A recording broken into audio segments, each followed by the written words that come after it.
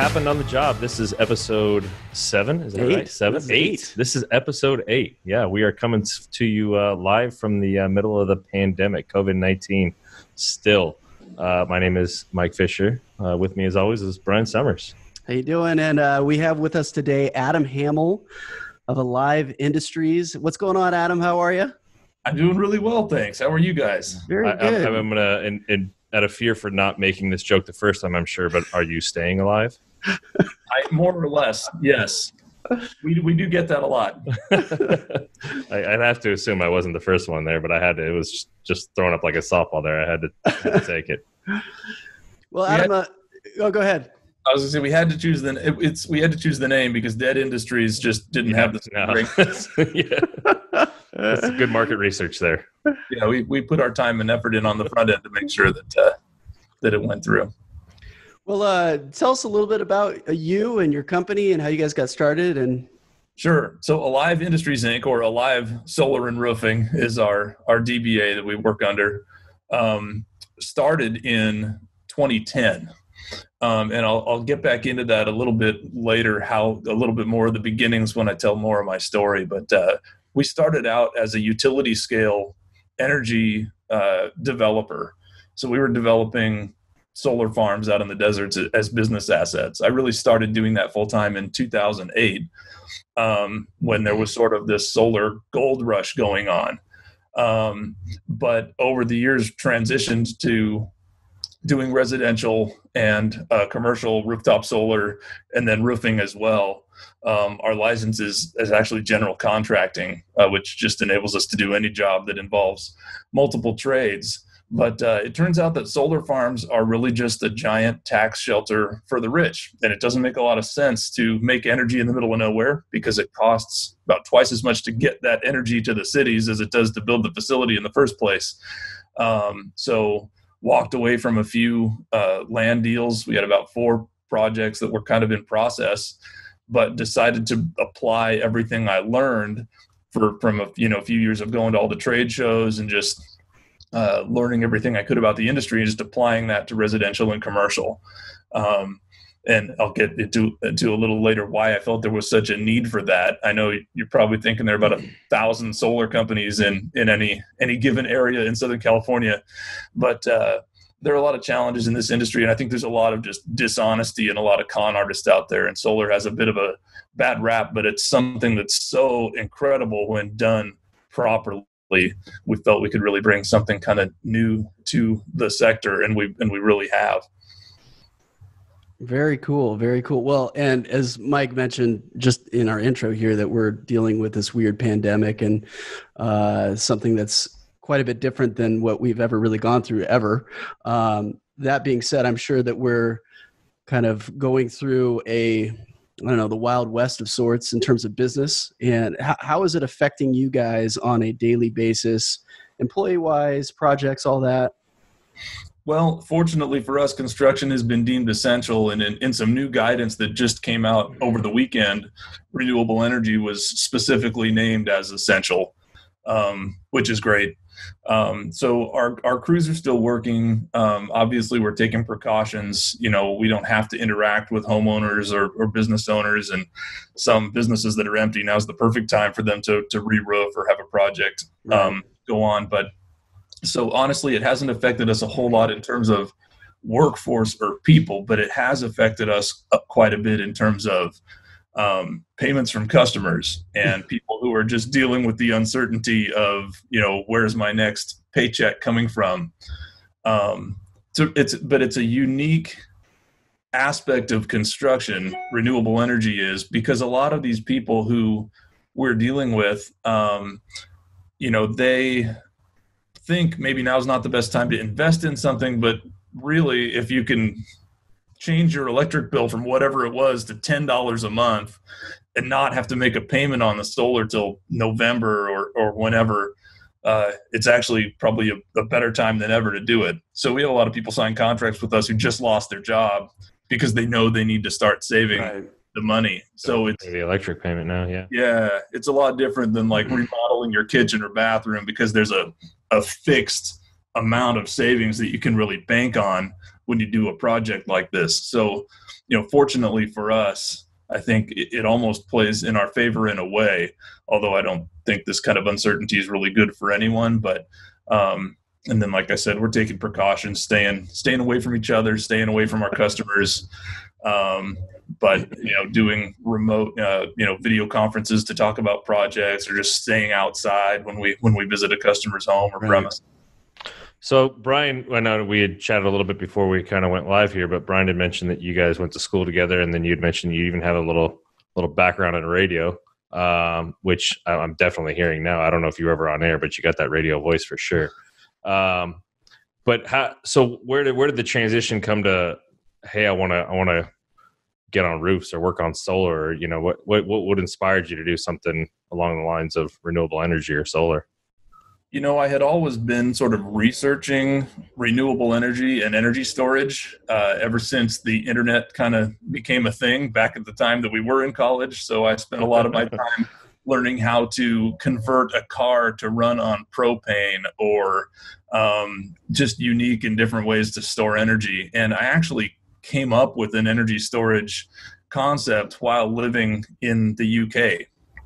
I was in Scotland, and I'd lived there for about 5 years, and there was a little bit of a development with a certain energy storage technology. And I just thought, why can't I combine this thing with this other thing? It would be a lot more efficient than anything that exists at the moment. And so I had a company that worked with those various technologies sign a non-disclosure agreement. And I said, hey, what do you think about this? And they were silent on the phone for about 2 minutes.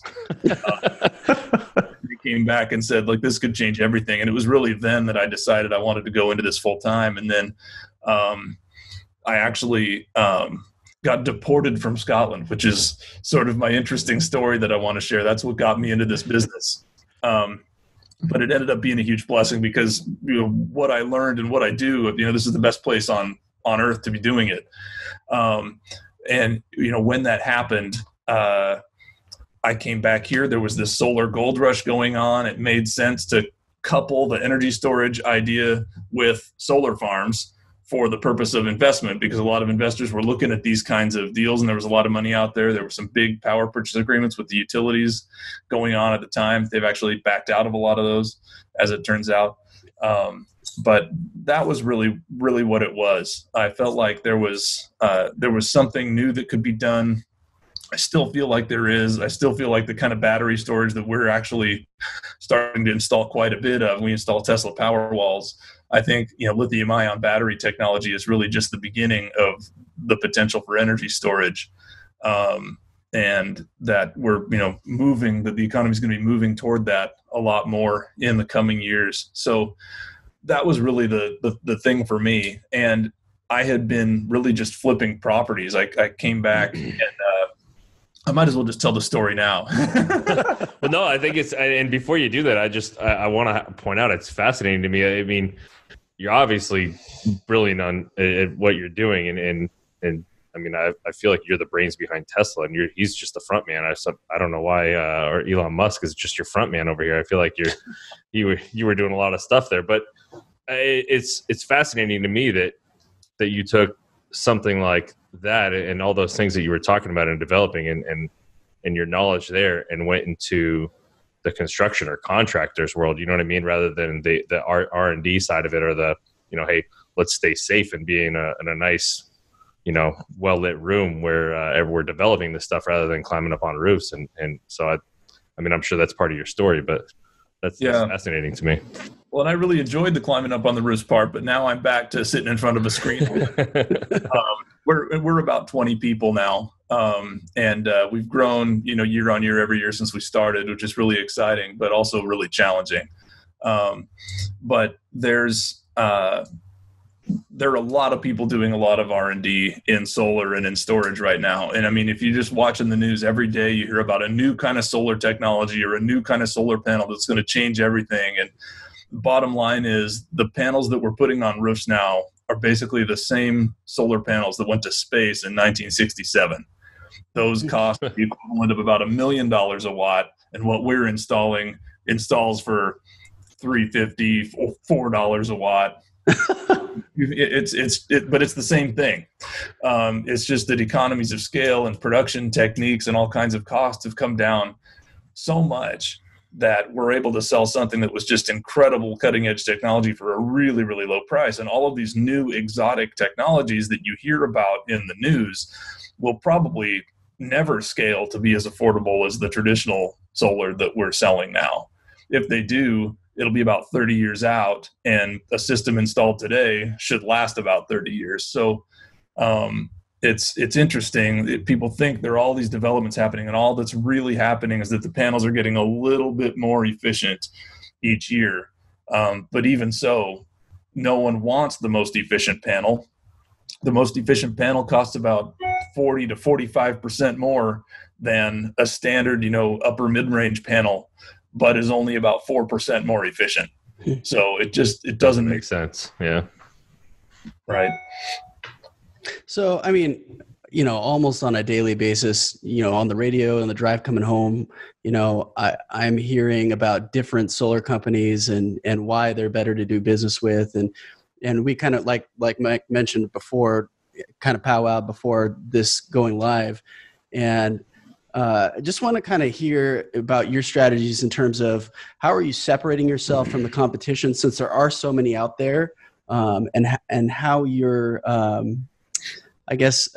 presenting yourself to your customer or potential customer in a way that can actually win that business versus all the other guys that are out there. Sure. Well, one of the main things that we do to set ourselves apart is we don't advertise. Okay.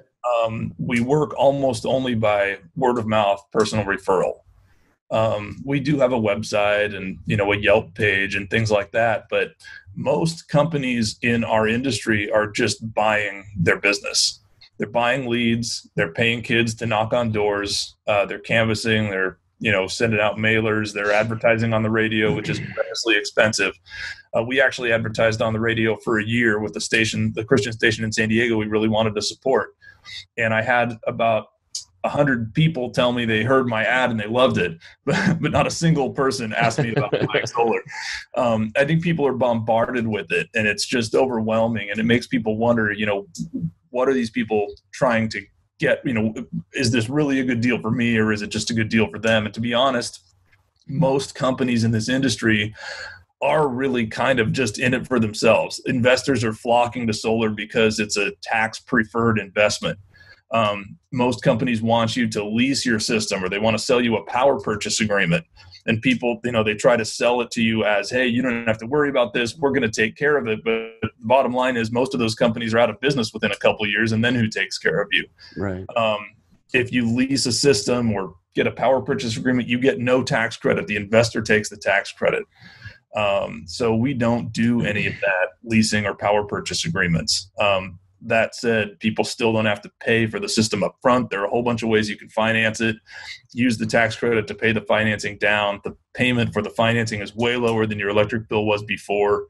There's almost no one that solar doesn't make sense for when it's done in the right way.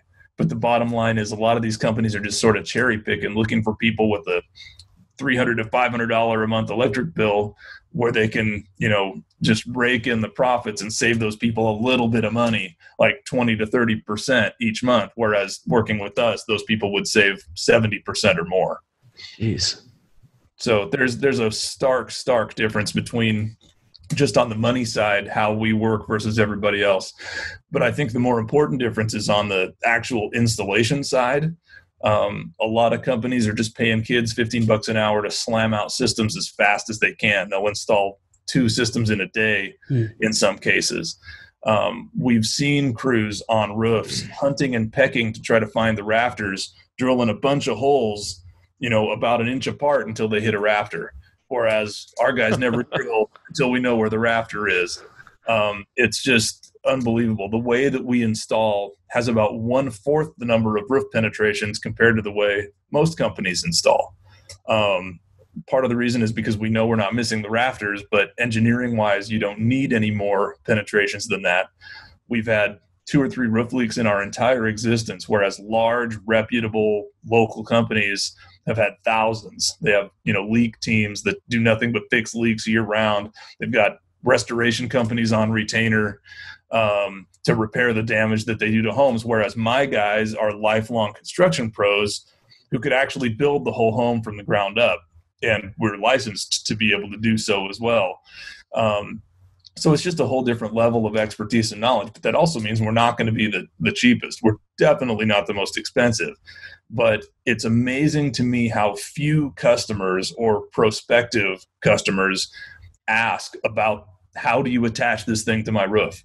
People don't even think about that, but it's the structure of their home. It's the roof over their heads.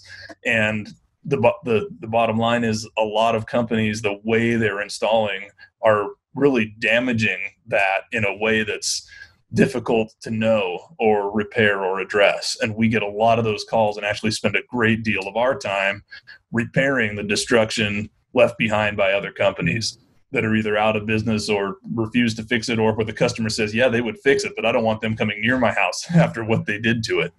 So you mentioned Wild West before with the COVID thing. The solar industry is definitely the Wild West in terms of just not having been around as long. I think a lot of people don't really know that much about it, and that leaves them susceptible to companies taking advantage of them with really kind of deceptive techniques, deceptive financing, really poor installation because there aren't a lot of standards, and there are a few, but to be honest, the standards that are out there, it's really just a real minimum kind of standard, whereas what we're aiming for is so far beyond that. We don't waste a lot of time trying to get different industry certifications and all kinds of plaques to hang on the wall. We're researching cutting edge stuff and developing our own techniques that just go far above and beyond that basic minimum. I had solar installed about 2.5 years ago on my house, and I'm kind of over here shaking in my boots right now. You're kind of freaking me out a little bit. I feel like I'm gonna have to go climb up on my roof and check it out now. Yeah, definitely. Or get in the attic and look at those penetrations and see if they missed the rafters, and see if there are a bunch of if you can see some shiners that are sticking out of the rafters, or just holes in the roof that weren't properly sealed. Even if they were sealed the way most people do it, that sealant will come out, or if it's the wrong kind of sealant. It's definitely worth checking out and seeing for sure. Mm-hmm. So you spoke to your employees, and it sounds like you guys obviously have a pretty solid workforce there. Are you developing a lot of that talent? Or are you looking for guys with a lot of history that before, like you said, in the construction industry, before you bring them in? And where are you finding guys like that, if you are? I mean, I know that a lot of guys that we've been talking to, and girls recently, have been mentioning that, and we're pretty aware that the workforce, or the available labor out there, the labor shortage is pretty intense right now in our industry. How are you guys fighting that, or how are you guys combating that? Yeah, that's a really good question. Our company, there are really kind of two sides to it. So we don't just have the same guys doing everything. We've got sort of the solar and energy storage side, and then the roofing side, and those are separate crews. So our roofers are just lifelong roofers. They haven't ever, they don't do anything else.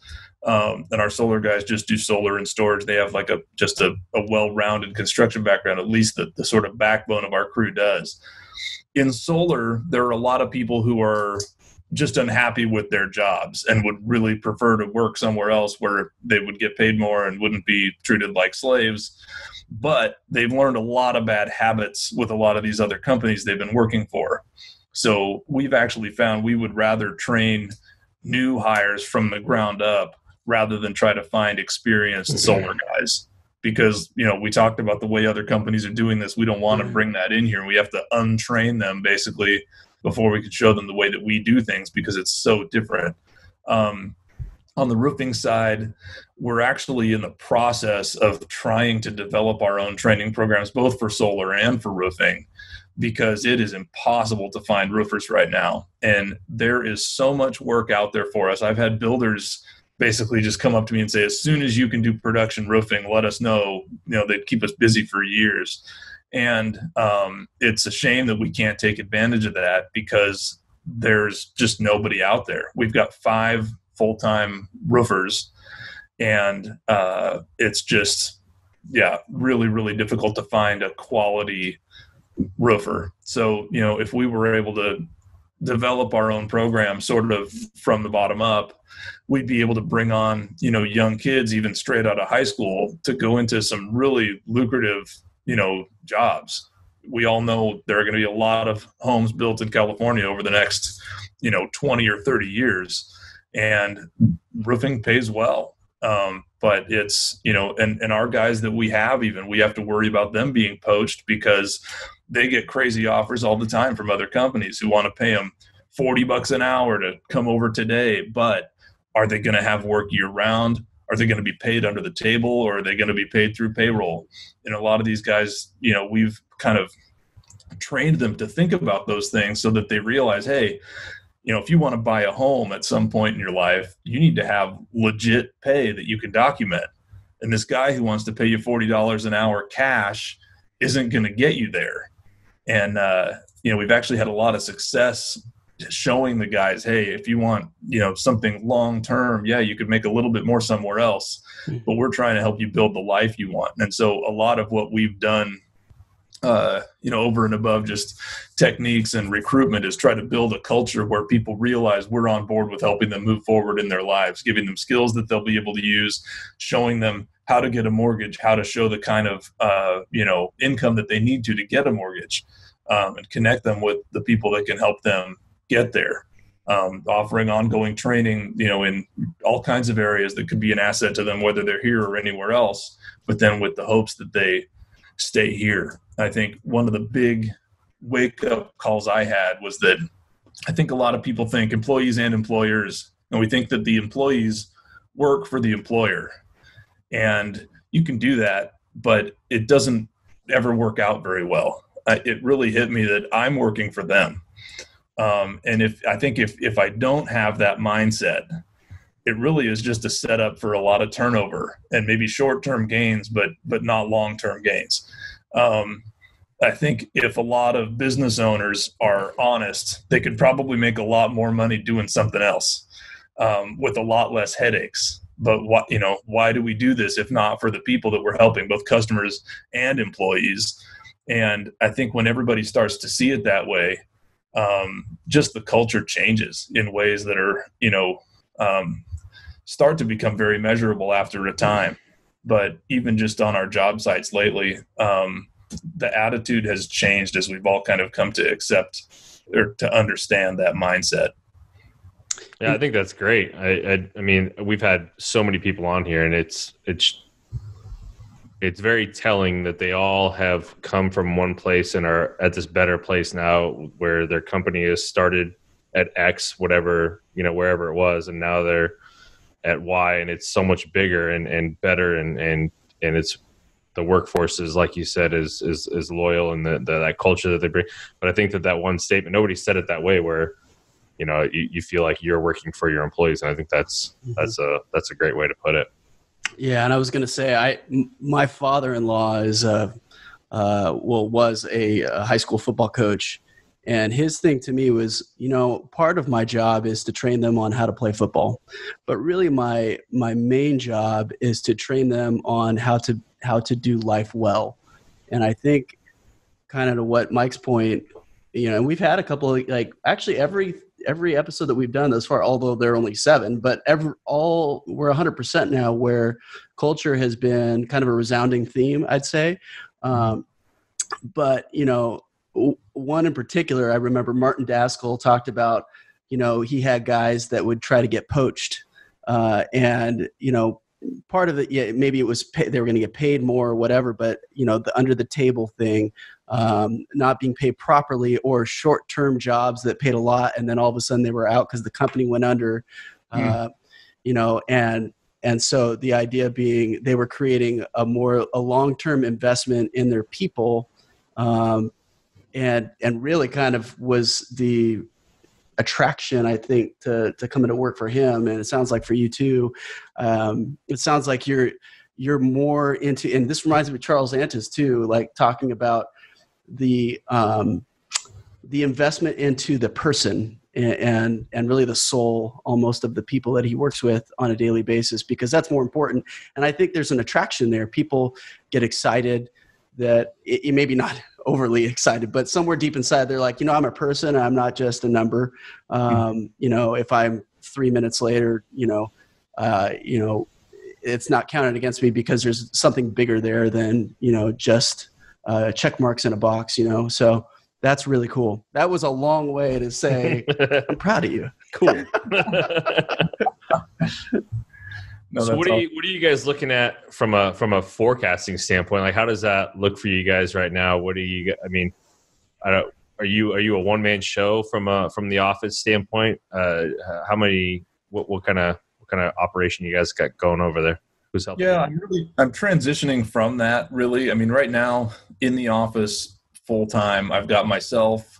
I have an assistant, and then I also have sort of an operations manager, although she's really now handling a lot of the accounting, but she still handles some, ordering and she handles payroll and things like that. And then I have a general manager that I've recently brought on who's helping us implement a lot of new systems and processes to allow us to grow without losing our minds. And that has been interesting. But it's also been great because it isn't just me anymore. And it got to the point where I needed a lot more help. We also have sort of an outside consultant who we're working with as well, who's helping us with a lot of this in terms of planning, succession planning. But really, what I realized a few years ago is that all the exact same things I would want to do to prepare this business for me to sell it are the exact same things that I would need to do to make the business such that I would not want to sell it. And, so I think, I'm not planning to sell the business, but I just realized, man, this is what needs to be done for me, for the people that work for me. And we've since then, I've always been thinking 5 years out. Well, when something like coronavirus hits, that 5-year plan might have a bit of a hiccup. We didn't quite reach our goal last year, but there's some really obvious reasons why. We just didn't have any of our big commercial projects go through last year, but we still gained. I mean, we were still up about 33% over the prior year, which is ridiculous. And we're looking to have another great year this year, I think, with tax credits being phased out. But all that to say, we try to plan 5 years ahead. But I do have a bit more of a team to help me think outside the box, to help see things that I'm missing because I'm so focused on my little aspect of the business that I'm working on. But in all of those decisions, one of the things you'd asked me to think about was, what are the key factors that come into play in decision making? And it kind of goes back to what we just talked about, the team and also the customers. What's going to be best for our customers and what's going to be best for our team. And when we're working with, referral only, essentially, we have to make every customer happy. If we don't, we won't have our next one. So failure is really not an option when it comes to customer satisfaction. And that goes right from the beginning through to the end. Like the way we size our solar arrays is dramatically different than everyone else. We build them for 120 to 130% of historic usage, whereas a lot of other companies build them for about 80%. I think that's one major reason that our customers are happy, because one of the biggest complaints I hear is our customers rather are frustrated that they still have an electric bill even though they invested all this money in solar. It's so funny you say that, because I told you I had my solar installed, and the guy came in and he told me, and he had our usage out, and he said, okay, this is the number of panels you need to cover your usage. And I looked at, and I'm probably a little bit more involved and I probably can see the bigger picture, which is why I looked at the guy and I said, yeah, but you understand my electric bill is this because I've been living at, 78 degrees in the summer and not turning the heater on in the winter and doing all this other stuff to try and conserve energy. If I'm going to put solar up there for a few extra bucks a month per panel, I'm going to need you to put a few more up there because I'm going to live comfortably if I'm going to be able to do this. And so I love that you guys are thinking about that ahead of time. Well, a lot of companies won't go over 100%, and they tell you the utility doesn't allow it, but that's not really true. Right. But when you talk about forecasting and future planning, like it starts there. Like, what are we doing to ensure that our customers are going to be happy? Because that's how we gain 30% a year. When we started this, 7 years ago, almost 8 years ago, actually it was 8 years ago in terms of doing the residential and the commercial stuff. we started with that approach, and that's why it's still growing today, because those people who we installed solar for 8 years ago are still telling everybody they know, hey, if you're doing solar, you have to call these guys. And when people are left with a bad taste in their mouth, or when they've got a crew that just kind of blows in and out and doesn't talk to you, it doesn't work that way. Even if it works out well in some respects, that they're just not left with an impression that makes them really want to tell other people about the work that you did. So the whole team has to be on board with that future vision, not just where we're going, but how we're going to get there. And a lot of it has to do with customer satisfaction, not just looking at numbers on a spreadsheet. A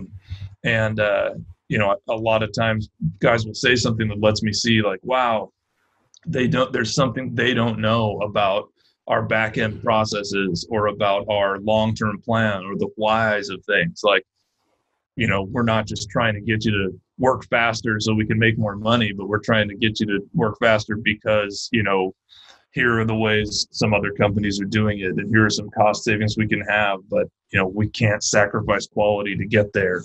And just approaching those kinds of things as a team helps us to have goals that we, that are not only attainable, but are, likely, because the whole team is on board, not just with what the goal is, but what it's going to take to get to it. Yeah, that mentality of transparency and that clear vision, I think is great. Going back to kind of what you said about having those systems in place to grow, I think it's great. I was always given a goldfish analogy somewhere back in my early years in business, where the analogy of a goldfish in a tank is only going to grow to a certain size given that tank. So if you want that goldfish to grow, you got to give it a bigger tank even when it doesn't need a bigger tank. So I think that having that mentality, or I think it's hard for some business owners to have that mentality of, hey, I am here, like I can't afford to put all these other systems in place and create this other overhead, until I grow, but not understanding that you need that stuff to grow. And I think that's a great point to kind of, or a great way to, or you're a great example of that. I think is what I'm trying to say. Sure. Well, and those systems and processes that I'm talking about are real basic things for big companies, like having a useful, powerful CRM, having a quote system that works, having project management tools that work. And what we've been kind of surprised to find is that the tool we need doesn't exist. And, we're actually kind of having to create one ourselves using a few different tools, a few different software platforms. But at the end of the day, we may actually have something that we can sell to other solar companies because it just doesn't exist. Everybody's got this separate CRM and separate project management, or maybe a little bit of both, but then you can't quote a system from that tool. You need a separate system for that. You should hook them up with is Brandon. Yeah. So Brandon, it's funny, not to give somebody else a plug, because here we are just giving away free plugs, but we have a guy that we golf with pretty often. He's a buddy of somebody else here in our office, and he actually came in and kind of showed us this platform, and it's real kind of beta right now. I think he's selling it to people, but I think he's also still kind of developing it. But we should give him his phone number. Yeah, something you should check out, because it's one of those things. And again, I mean, I know nothing about it from your side of it, right? I mean, we sell insurance, so when he comes in and talks about all these things that it can do from a job bidding and a costing and a purchasing, because I guess you can purchase right from it too. Like, you put together the bid and it'll give you a purchase order, so you know exactly what to purchase for it, and then it's all built in accounting and labor and everything. I don't know, but it seems good. But I don't know what I don't know. But yeah, similar. His family, I think, had come, is from a construction background, and same kind of idea. Noticing that there was a lot of shortcomings in the software and the systems that they were utilizing, and him seeing that, young guy, probably 30s, somewhere in there, 30s, yeah. Started developing this new software very recently. I want to say in the last year. He could obviously speak more to that. Brilliant guy, though. Anyway, moving on. Very cool. Very cool. Well, hey, so as a business owner, right, and you're dealing with issues on a day-to-day basis, whether it's employee related or customer satisfaction related. What is your process, maybe like a detailed process for kind of getting through making those difficult decisions on a daily basis? Yeah. We try to empower and enable a lot of other team members to be able to make decisions. We also want them to know, hey, when it gets to a certain level, when do I take it to my boss? Or, when do I pass this up the chain? We're trying to streamline things so that not everything has to go through me. And I think that's one of the challenges when a business starts out small is, how are employees empowered to make decisions so everything doesn't have to go through the owner? And so, we've started with a phone system that lets people call my service guy directly, and he's enabled to send a service contract, to a client or to have someone in the office do that. If someone just needs a system repaired. My solar project manager works with my roofer to quote without talking to me if we're going to be removing and replacing a solar array to do a re-roof, that kind of thing. Just getting as many things as we can, sort of passed off to people who are just as capable of making those decisions. And again, it comes back to, trust within the team. But just being able to hear a customer concern, my project manager, the first thing he tells every customer is, here's my number. Don't call Adam, call me if you have a problem. Because bottom line, if everybody calls me, I'm on my phone all day long. I can't do anything, and I'm not going to be the best one to help everybody.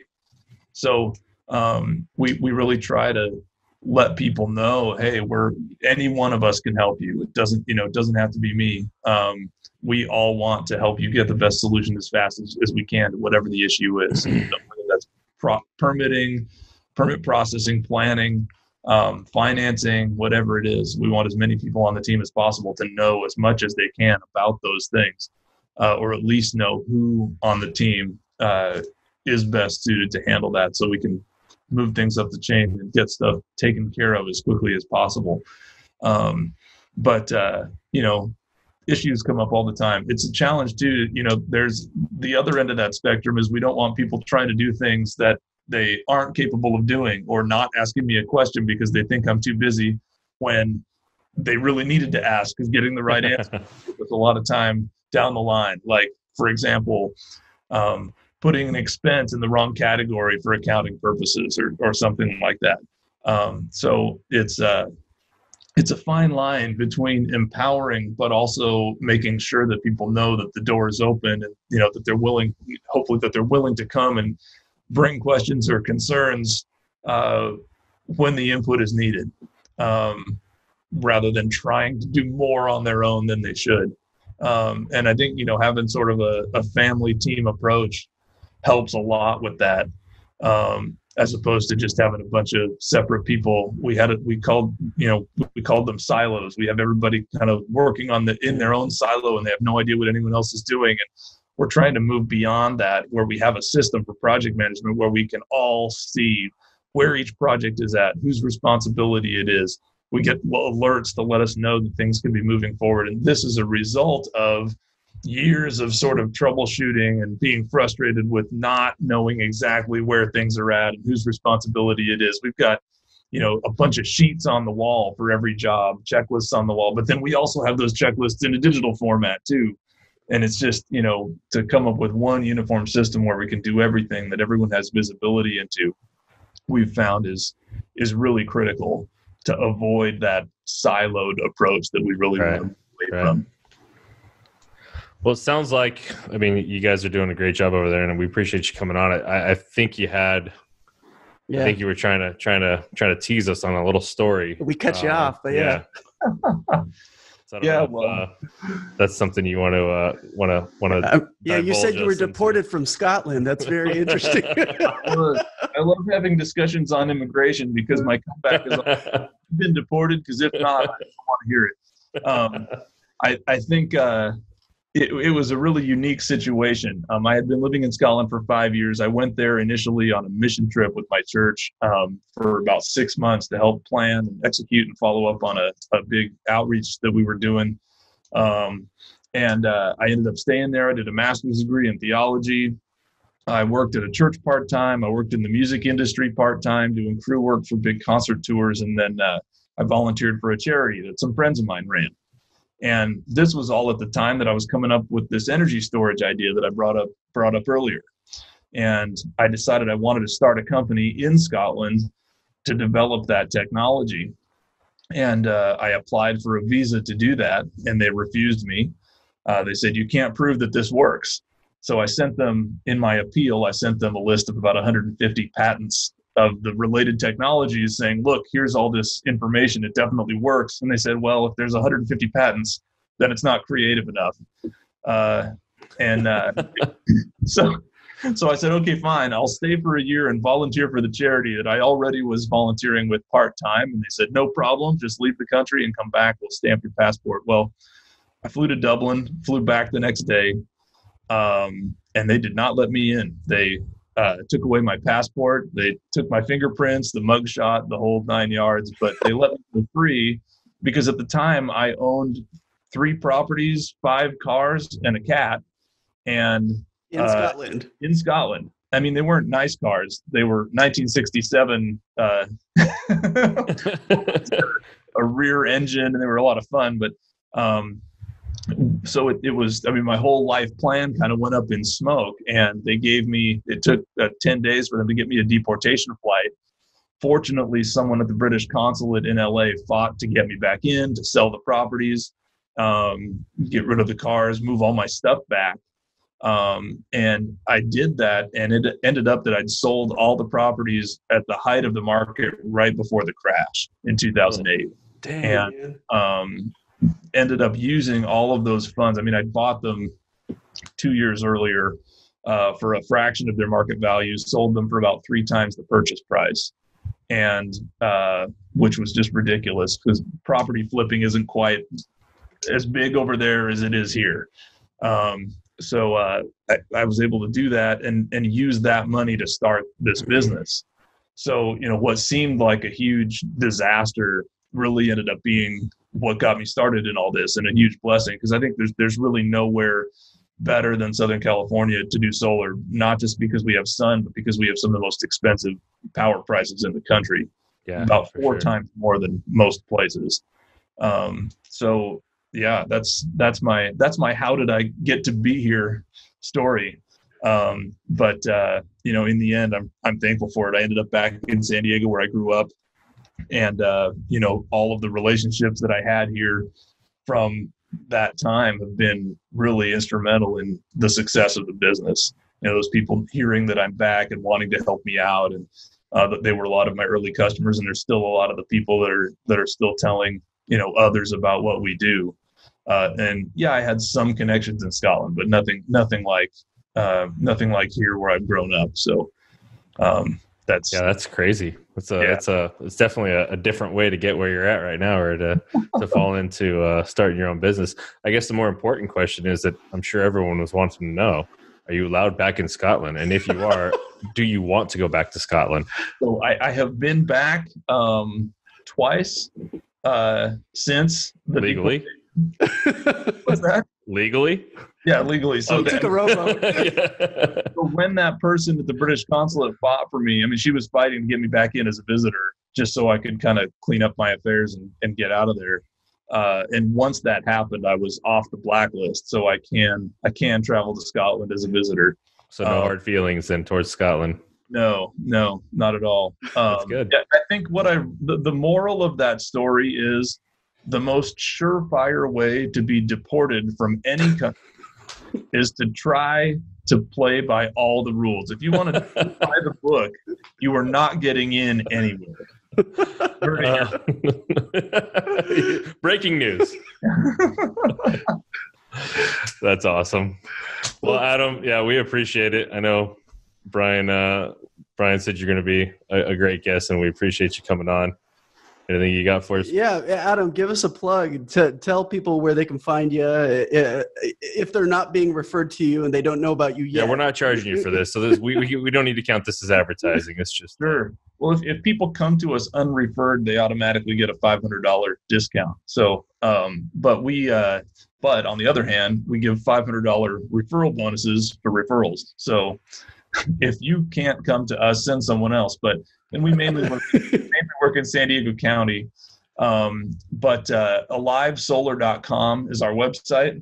And we've got a fairly memorable phone number, which is just 877-4ALIVE-1. Those are the easiest ways to get in touch with us, just through our website at alivesolar.com or 877-4ALIVE-1. A bunch of very happy, friendly people will answer your calls or emails and help meet all your solar, storage, or roofing needs. Very cool. Well, thanks, Adam. Appreciate having you on, and we look forward to launching this and seeing where this goes. So appreciate it. Thanks so much for your time, Adam. Appreciate it. No problem. Thank you very much, gentlemen. Have a good one. Stay safe. Hey, thanks for listening. And if you've made it this far, go ahead and give us a like or 5 stars or whatever means you like us. Make sure to subscribe so you don't miss our next episode. And check out our website for more video content and extras. While you're there, shoot us a message if you want to be a guest. We'd love to have you on. Thanks again, and we'll see you next time.